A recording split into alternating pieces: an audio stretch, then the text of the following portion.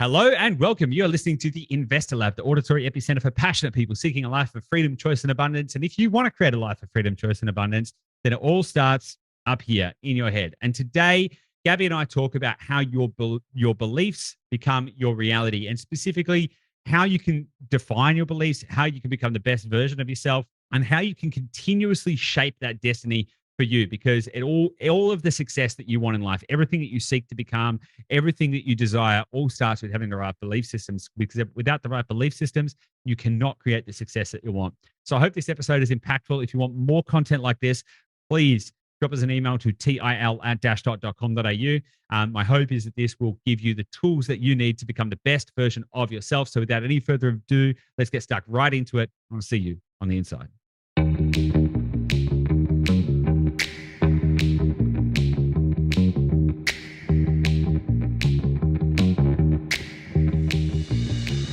Hey guys, welcome back to the Investor Lab. Joining me today is Gabi. Gabi, how are you? It's been a little while since you've been on the show, actually. It's been a few episodes now. Glenn? Oh, calm down. Yeah, it's happened. Your mum is visiting and I'm already defaulted to Glenn. Bloody hell. It's like, mum's been here for like a couple of hours and you've already gone to Glenn. It's like far out. Glenn. Everyone's going to be listening to this and thinking, who's that? Who's that going on there? Sorry. Hi, Goose. How are you? I'm fine, thank you. I'm great. I'm great. Life is awesome. good. Everything is good. And I'm excited about today's episode. Yeah, I'm excited. Why are you excited? What have you been doing? How are you? Tell me all the things. All the open-ended questions that you know I love. I am good. Things are good. Bloody flat out at the moment, but you know what's news for us? Just really busy, lots going on. It's all good stuff. Cool, awesome. Well, yeah, I'm excited about today's episode because we're going to be talking about the stuff that's in between the ears. I was going to say mindset, but it's probably a little bit more than mindset. We've got a bunch of stuff we're going to talk about. So we're actually going to see where we land because we've got about 20 different talking points. And so we could either go really kind of like weirdly scientific, or we could go like super woo. So let's just see where we go. How does that sound? Yeah, I guess I kind of want to know, like, why do we want to talk about this right now? Because, you know, we've talked about property and, you know, there's lots in that end of the spectrum that we could keep talking about. But why do we want to talk about this today? Because I think that success happens first in the mind, like, you know, like deeply. I believe the game is won and lost in your mindset, first and foremost. You know, we could talk about, you know, how to put together the right property contract or any of these kind of like really kind of like super property things. But honestly, if people want that kind of stuff, there's other podcasts that'll do that. If you're listening to this, you know, chances are you're someone who wants to create a life of freedom, choice, and abundance. And in order to do that, you need to be able to set yourself up for success. And I believe that it's all in your head. You know, ultimately, everything that you want to achieve in life starts first with how you think about it, because whatever you believe you can achieve. And so particularly as we go through an environment that we're, you know, in the current environment, you know, where interest rates are going up and, you know, ostensibly property investing is getting harder and there's a looming recession and, you know, there's a lot of uncertainty. I really think that the differentiating factor between those who succeed and those who, you know, flatline or worse is going to be their mindset. And it's going to be how they think about things. And I think there's a lot to dig into there, because a lot of people, when they hear the words mindset, they think, you know, rah motivation type stuff, like you can be anything you want, you know, like just off you know, but there's actually loads of really interesting, fun, you know, psychological and scientific stuff that goes on there, which actually does mean that the way you think is a precursor to success. And so I really think it's super important, particularly in the current environment, because, you know, a lot of people are saying things or feeling like property investing is hard. And it's like, well, that's probably the time to actually get started. And there's a lot of reasons for that, because if you can do it when it's hard and if you can do it when you're scared, then statistically speaking, you're way more likely to be successful. So that's why I want to talk about it, because I actually think that regardless of what's going on, you know, maybe there's a tsunami, you know, next week, or maybe there's another war breaks out, or who knows, you know, there's always going to be stuff going on. So how do you put yourself in a state where no matter what is going on in the world, you're going to be able to achieve your goals. And it's kind of like it's in spite of or because of everything else that's going on, however you want to think about it. So I think there's a lot there to dig into, and we can go a lot of different directions because I have a lot of thoughts on this topic. Yeah, cool. And I think like one of the interesting bits of feedback that I think both you and I get as humans is, our ability and our passion for pragmatic optimism. So like one of the values that we have in our business at Dashdot is we operate with pragmatic optimism. And with that in mind, it's like it's so much of that is because it's what you focus on becomes your reality. Like if the last 2-3 years through this whole pandemic kind of phase of the world, everyone will know that there's some people that focus on how things can get better, looking at the positives, looking at like what I can control. And then there's others that will focus on what is out of my control. And that becomes their whole reality because you just focus on the negative versus the positive.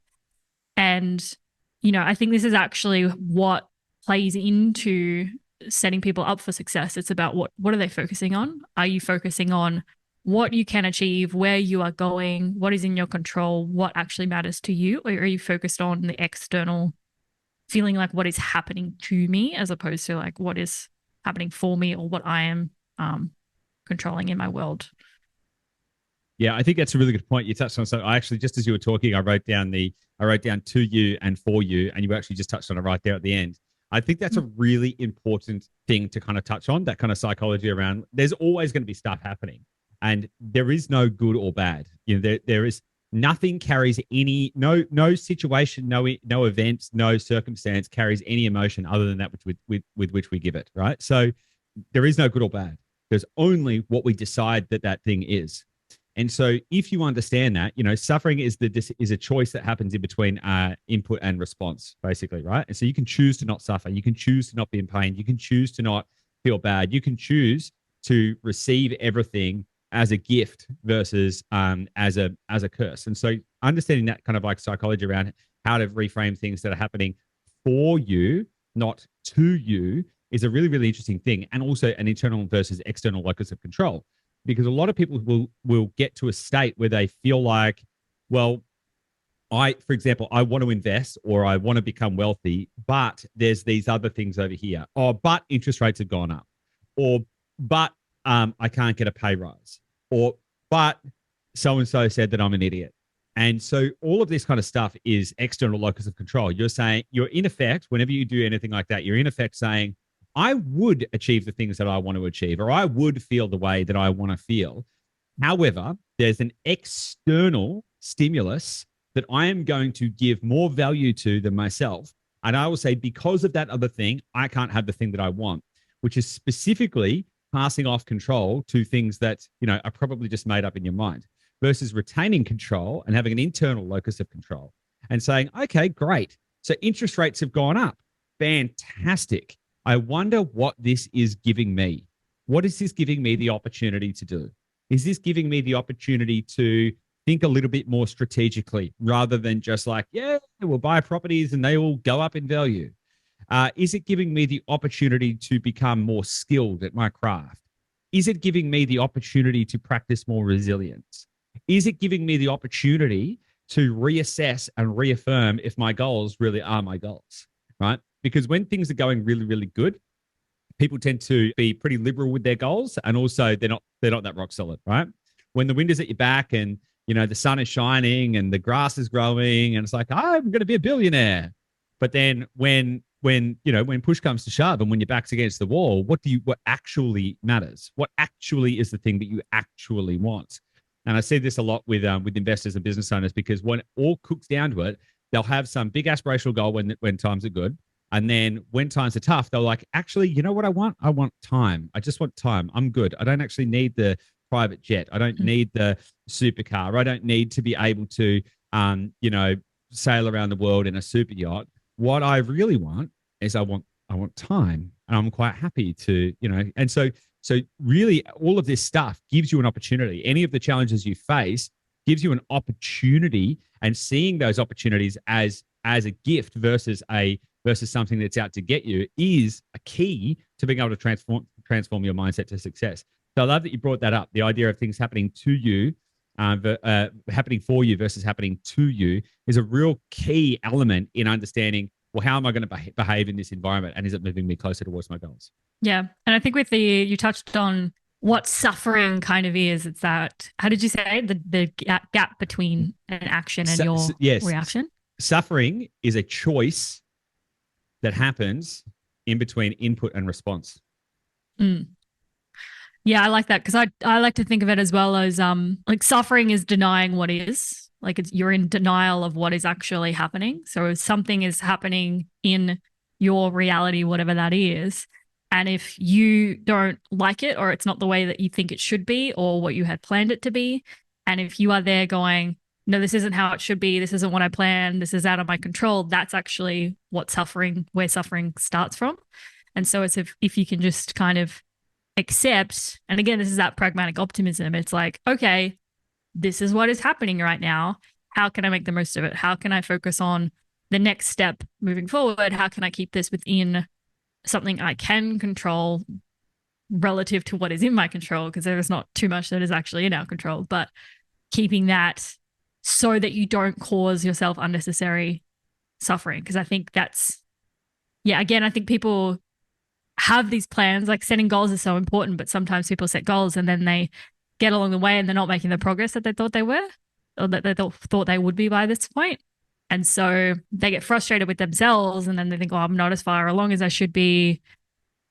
Like I must not be doing it correctly, or something is wrong. So, and then you cause that pain, and then you end up drifting away from where you were going. Whereas if you just accept this is part of the process, you might get there a little sooner, a little easier, a little with more joy. Yeah. Can we just drag on that for a little bit? Because I think you touched on something that's pretty interesting. Because you said that most people set goals and then don't feel like they're achieving them in the time that they think that they should, right? And so there's a couple of parts in there. So firstly, comparison is the thief of joy, because usually that belief will come from looking at what somebody else is doing and saying, oh, they are doing something, and that looks like what I think I should be doing if I was on the path towards my goals.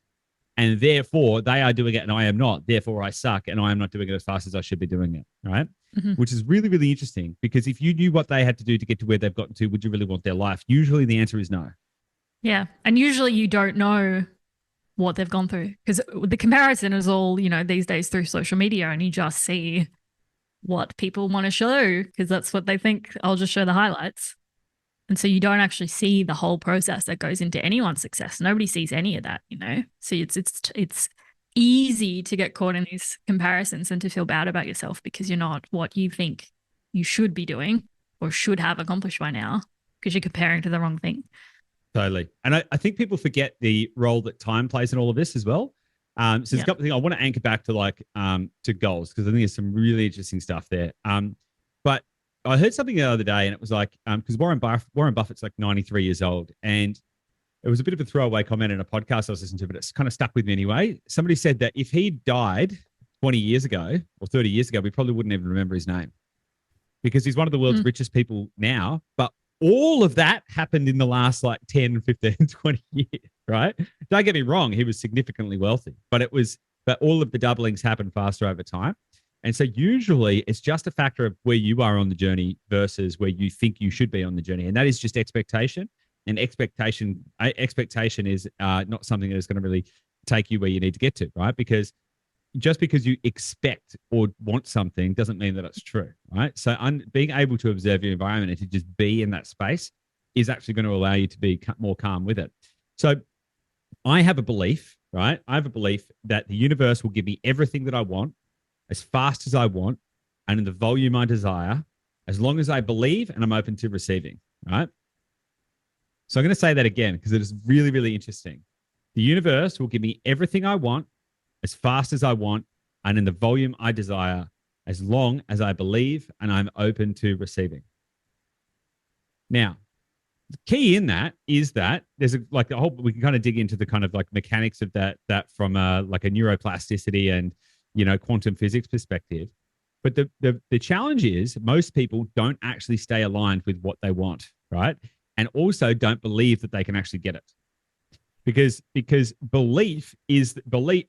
Whatever you believe is true. If you believe you can or can't, you're right. Whatever you choose, right? If you believe that you can be a Olympic pole vaulter, then if that is your belief that you can do it, then and you desire to do it and you want to do it, then if you're not already there, then you'll be seeking out, okay, well, I believe that I can do it. Therefore, it must be my training or my meals or my coaching or something, and I can just do the thing and I'll get to the outcome. Now, most people say they want a certain outcome, but don't actually believe that it can be true for them. And most people say things about a timeline. For example, let's say I haven't invested in property before. All right, I want to build a property portfolio that gives me $200,000 passive income in the next 5 years. Okay, cool. That's nice. That's a nice goal. But if you really, really, really, really, really cook it down and really dissect it and really pull it apart, for most people, they actually don't fundamentally believe that is true. They desire it to be true, but they don't actually believe it to be true. And that is a big, big difference, right? There's a really big difference. And so then because they desire it to be true, but they don't believe it, then when it doesn't transpire because they don't believe it anyway, so their thoughts and their actions aren't aligned to get them to where they want to go, and things don't happen the way they think that they should happen, then it's a victim thing. Well, it doesn't happen for me. This kind of thing happens for other people. Why me? Oh, no, I can't achieve the things that I want. It's really not about what you want. It's about what you believe, right? Deciding what you want gives you the opportunity to work out how to believe it. But just because you want something doesn't mean that you believe it. And if you don't believe it, it will never come true. So the very first step to getting anything that you want in life is to believe it. You will never find love. You will never find a satisfying relationship unless you believe that you are worthy of love and that you have love to give, and that you believe that you're the type of person who that is going to work out for, that is the type of person who is going to live an enriched life with somebody else. It starts with the belief. Because fundamentally, if you don't believe that you're the kind of person that can give and receive love, who is open to experiencing that kind of joy, if you even found yourself in a circumstance where that could be true, maybe you do find someone who is ostensibly a really good partner. If you don't believe it to be true, you're going to end up self-sabotaging. So belief is the very first thing. You don't even need to worry about the mechanics. Belief, it all starts with belief. And belief starts with brainwashing yourself.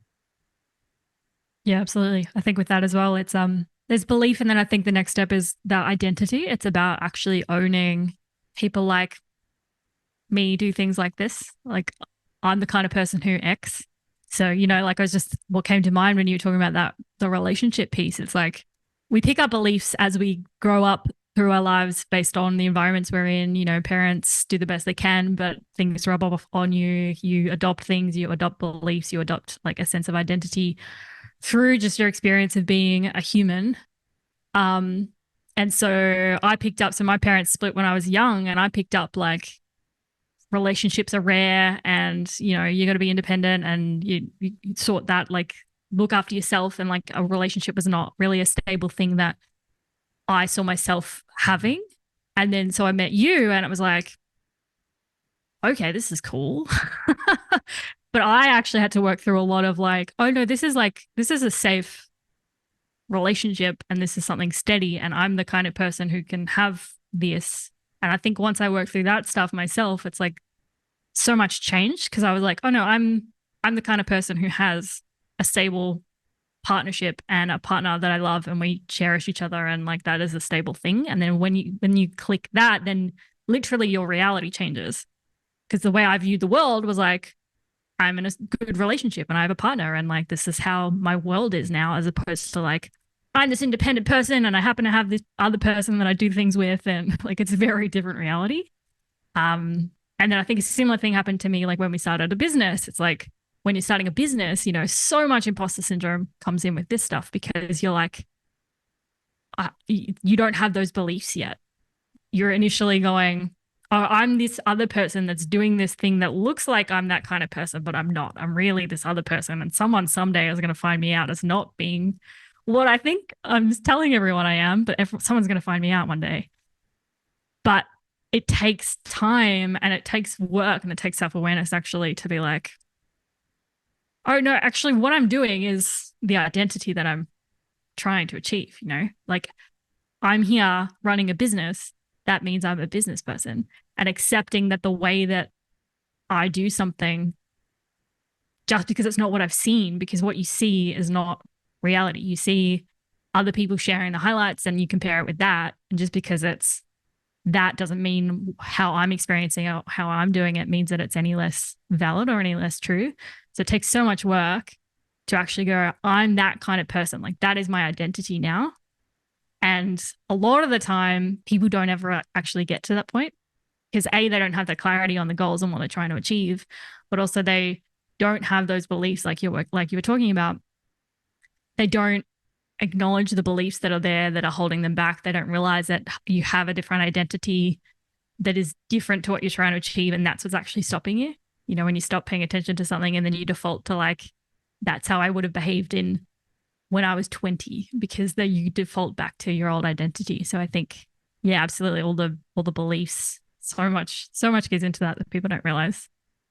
100%. And so it's really interesting stuff you talked about there. You talked about reality changes and you talked about how your thoughts become reality effectively, right? And so your beliefs will shape the reality that you have, right? Because if you have a belief that the world is out to get you, that life is bad, then your reality will reinforce that.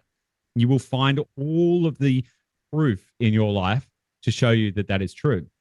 Vice versa, setting the right beliefs and having the right and being able to align your beliefs and your thoughts and your actions together will create a completely different outcome. The reality of the situation is that we are all just quantum, blobs, basically, like blobs of energy full of negative space.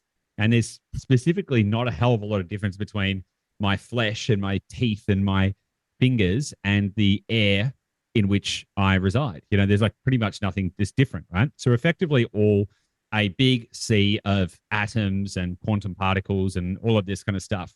And the only thing that gives anything any form or any definition or any reality is energy. That is the only thing that specifically gives us the definition. That's how you can see my face, is because of the energy that those particles emit, right? That creates an energetic diffusion, which allows you to go, okay, there's a face there, there's a thing, and you can receive it in certain ways, get certain energetic refractions. So it's all energy and particles. That's all of this is. And so the thing about that is that as you change your energy, you specifically and literally change your reality. Like not metaphorically, not like, yeah, if you just believe it, you're going to live a better life. It's like it literally changes your physical and physical and mental world, right? And this is actually proven. This is actually proven. This isn't just like woo-woo theory. There was a study that was done by the University of Texas. They had a whole bunch of dementia patients, and they went through processes of goal setting and belief setting and doing all of this kind of stuff. Like, let's be real. It's brainwashing, right? But it's good brainwashing. Okay. So it's brainwashing them to help them believe that they could do things that they couldn't, or they could remember. And it actually helped them to redevelop new neural pathways in their mind.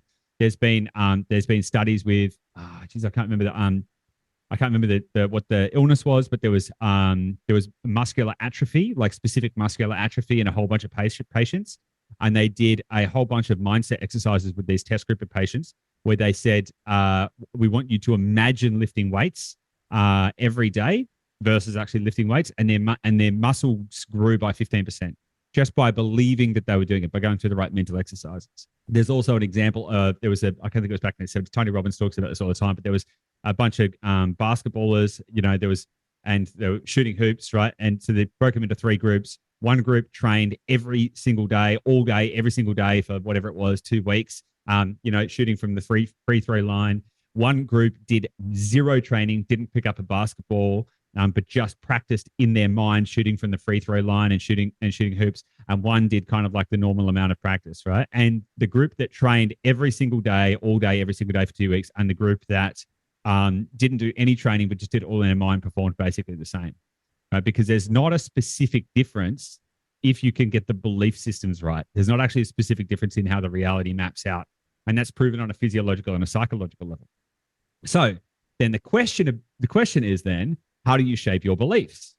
That is the big question, right? Because we are all subject to a whole variety of different inputs from media, inputs from friends, inputs from, the internet, social media, inputs from our emotions, inputs from all kinds of different stuff, right? And unless you can tune the frequency, unless you can get on the dials, you can end up with all kinds of static and all kinds of noise. And you can end up with really weird reception and get up in places you don't want, watching programs that you don't like.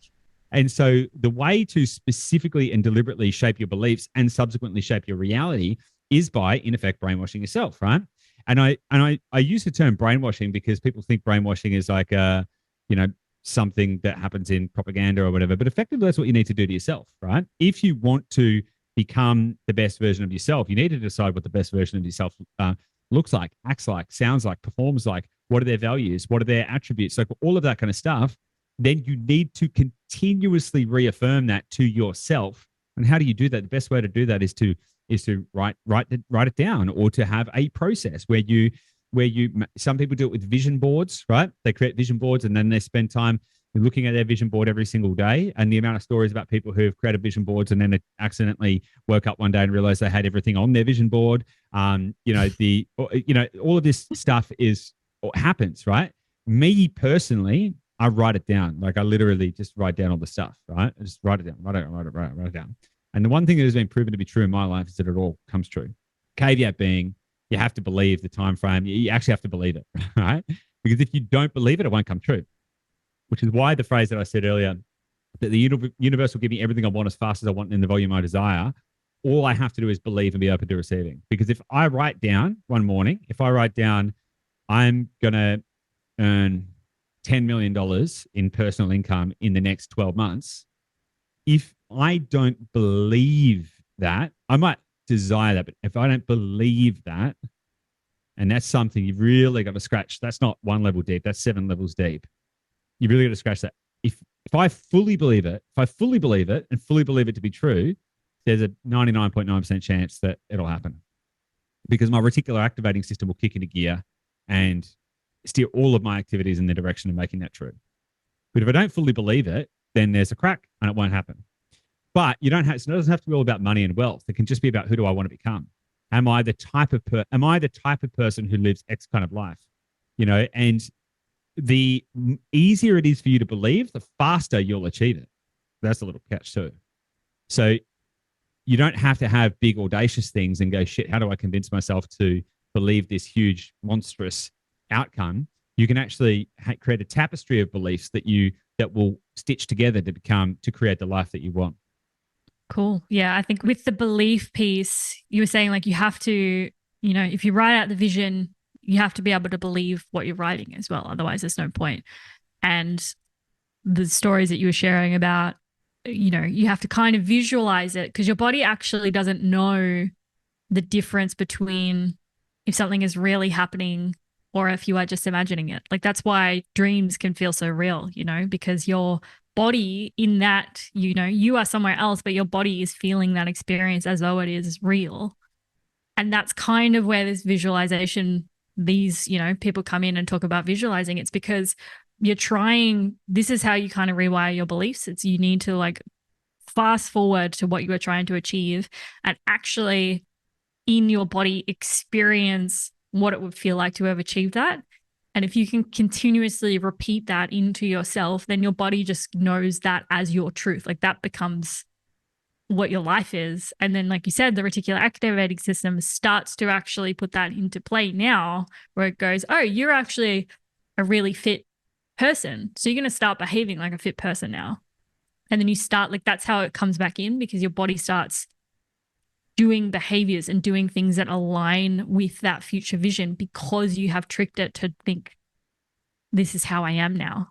And that's kind of how that comes into play. So I think that's a piece that's really important. It's like, you need to get to a point where you can feel, what does it feel like once I have achieved that? What does it feel like to be that person, to have, built this portfolio to this size, to have had this kind of success, to feel this way about my body, to feel like proud about my life?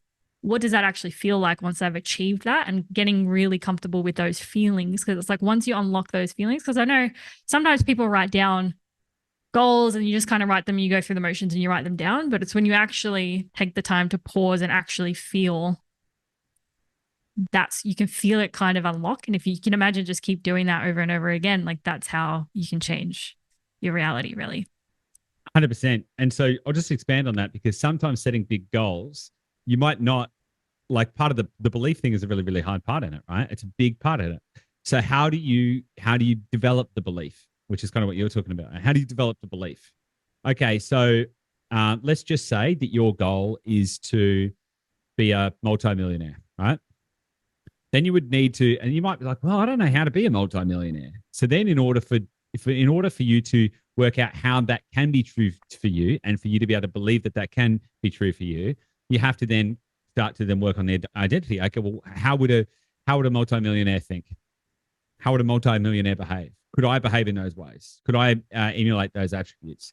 What would my life look like if I was a multimillionaire? How would that feel? How would I behave? Now let's act as if let's in my mind go into a place where I've got the millions of dollars and I'm living the life that I want. How would I feel? What decisions would I make? What would my identity be at that point? Now, I always like to look for proof references, right? So, for example, let's just say our goal was in our business was to do $100 million revenue in the next 5 years, right? Big goal, sure. But if you reverse engineer it and if you can find a way to work out how that can be true, i.e., in my case, I would use mathematics and spreadsheets and go, okay, well, could that actually be done? And if so, is there any reason that I couldn't believe that I wouldn't believe that could be true? And you develop proof like that. So you can actually reverse engineer it. You can do that by looking at what other people have done. You can do that by using deductive logic and going, okay, what would need to happen for that to be true? You can also do that by visualization as well.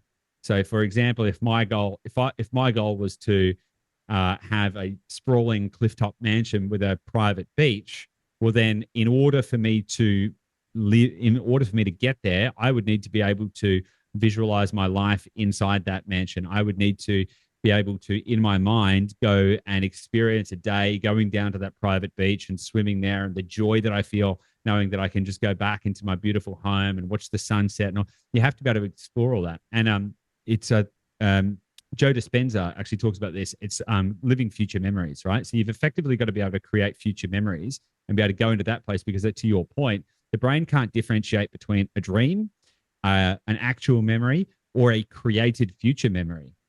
The difference being is if you can create a future memory and make it vivid enough, then it will change. It will completely rewire your brain and your internal nervous system and everything. It'll completely rewire you for that to be your reality, specifically because you'll be changing your energy, you'll be changing your state, and then that will move you to that place. Now, the thing about that is you have to be able to stay aligned with it, right? Because if you have a warm glass of water and you put one block of ice in it, then that block of ice will impact the warm glass of water a bit, but eventually it's going to dissipate, and then it'll all normalize and it'll all just become one temperature, right? However, if you continue to put blocks of ice in that water, that water will continue to get colder, and you will change the state of that water. So the way to make sure that you do that is you've got to stay continuously aligned, which means that you need to continuously reaffirm this kind of stuff to yourself. Do it daily, have a practice. Some people meditate. Some people do. There's all kinds of different ways that people do it. And we could get into some of that kind of stuff maybe in another episode. But in order for you to get to where you want to go, you have to develop. I can talk from personal, before I knew about any of this stuff. When I was 14 years old, I broke my back in a motorbike accident. And at the time, I thought I was going to be a soccer player. I thought I was going to be a professional soccer player. I was young. I was 14. I played soccer. And of course, I thought I was going to be a sports star, right? Grew up in the country. But then when I broke my back and I was in bed for a really long period of time and I couldn't leave bed, all I had was music. All I had to listen to was my CDs and everything like that. And I remember there was a couple of CDs that I had where there was like live albums and they played it. There was these like festivals that they recorded at. I'd never been to a festival. I didn't know what a festival was. I didn't know anything about it. But I decided whilst I was lying in that bed that I was going to go, and I wrote down, it's just like before, this is when internet still had like beeping noises and stuff, right? This is like way back when. I wrote down the names of like 5 festivals, 5 of the biggest festivals in the world that I could find the names of. And I said, I'm going to work at these festivals. I wrote them down on a bit of paper, and then I kind of forgot about that bit of paper. But then over the years, I started to develop a belief that that was my identity, that I was an event organizer, that I would run all these kind of things. And it was years later, I realized I had this memory that I had that list, and I found a list, and I actually ticked all of them off the list, right? Because it started by creating a belief, because I was laying there in bed. All I had to listen to was these live albums of these bands playing at these festivals. And I started to, in my mind, imagine myself being there, and all that kind of stuff. And I wrote down my goal, and then years later, bang, achieved it. That was the first time I realized the power of it. But if you want to speed that up, you need to be able to continuously stay aligned with creating that identity for yourself and living out that belief. Cool. Anything else we want to talk about on this, Gabby? No, I feel like we've gone a good depth. Okay, cool. I would like to do some more episodes on this, because I would like to talk about neuroplasticity specifically, because I think there's a huge opportunity there for people to actually functionally understand how to rewire their brain. So if you're listening to this episode and you've enjoyed this content and you would like more content on this type of stuff, Gabby and I obviously love it. And we would love to make more of it. But let us know. Shoot us an email to til@dashdot.com.au. That's the Investor Lab, til@dashdot.com.au. And make sure you like, rate, review, share, give this to a friend, family member, or loved one, particularly someone who needs help to shape their thoughts and their beliefs and to become the best version of themselves. And until next episode, we'll see you soon. Bye.